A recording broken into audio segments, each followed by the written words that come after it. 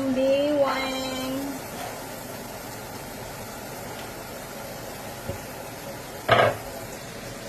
Ito na ang karne. Pamatay. Mag-ribs kami. Barbecue ribs na ano to, hindi oven. Barbecue ribs na, ano tag ito man? Sa ganitong luto. Barbecue. Basta barbecue siya. We're gonna put barbecue. Lutuin mo na to. Tapos Sarap.